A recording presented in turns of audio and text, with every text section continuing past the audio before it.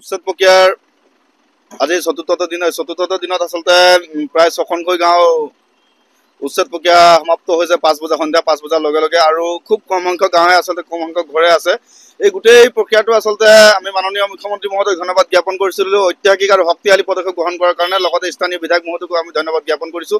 যিহেতু ৰেংমা সংৰক্ষিত বনাঞ্চল, এই সংৰক্ষিত বনাঞ্চলৰ আচলতে যি সংৰক্ষিত বনাঞ্চল আচলতে হৈ থাকিব লাগে, তাৰ কাৰণে আমি প্ৰশাসনকো লগতে চৰকাৰকো যাতে সংৰক্ষিত বনাঞ্চল আকৌ পুনৰ প্ৰাণ পাই উঠক তাৰ কাৰণে আমি কামনা কৰিছোঁ। আৰু লগতে এটা কথা যে এই অঞ্চলত ৰেংমা সংৰক্ষিত বনাঞ্চলত যে আচলতে এটা বেদখলকাৰী লোকসকল আচলতে ইয়াত অহাৰ লগে লগে বেদখল কৰাৰ লগে লগে ইয়াত ড্ৰাগছৰ দৰে এটা ড্ৰাগছ ব্যৱসায়, শিলৰ ব্যৱসায়, লগতে চুপাৰী ব্যৱসায়ৰ লগতে তেওঁলোকে অবৈধভাৱে ব্যৱসায়ৰ লগত জড়িত হৈ আছিলে আৰু এই গোটেই অঞ্চলটো এটা ড্ৰাগছৰ কুখ্যাত কেন্দ্ৰলৈ তেওঁলোকে ৰূপান্তৰণ কৰিছিলে আৰু ৰমৰমীয়া ব্যৱসায় তেওঁলোকে পৰিণত কৰিছিলে।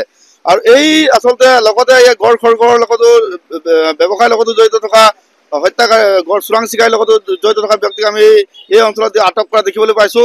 এই দুৰ্ধৰ্ষ অপৰাধীক আচলতে ইয়াত তেওঁলোকৰ যি চক্ৰান্ত, এই চক্ৰান্ত তেওঁলোকে আৰু কোনোবা তেনেকৈ অপৰাধী তেওঁলোকে অপৰাধমূলক কামত জড়িত হৈ আছে নেকি প্ৰশাসনক দৃষ্টি ৰাখিবৰ কাৰণে আমি আহ্বান জনাইছোঁ। আজি কেইবাটাও তামোল ফেক্টৰী উচ্ছেদ অভিযান চলাইছে প্ৰশাসনে। নিশ্চিতভাৱে ৰেংমা সংৰক্ষিত বনাঞ্চল নামমাত্ৰ এটা ৰেংমা সংৰক্ষিত বনাঞ্চল আছিলে। এই বনাঞ্চলৰ নামত আপোনালোকে স্বচক্ষে প্ৰত্যক্ষ কৰিছে যে এই অঞ্চলবিলাক আচলতে তামোলৰহে এটা বাগানৰ ৰূপান্তৰ হ'ল।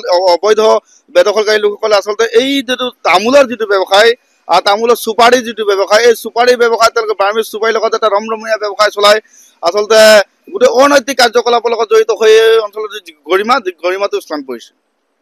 যিকোনো খবৰৰ বাবে যোগাযোগ কৰক 7099017330 লগতে 7099017110 নম্বৰত।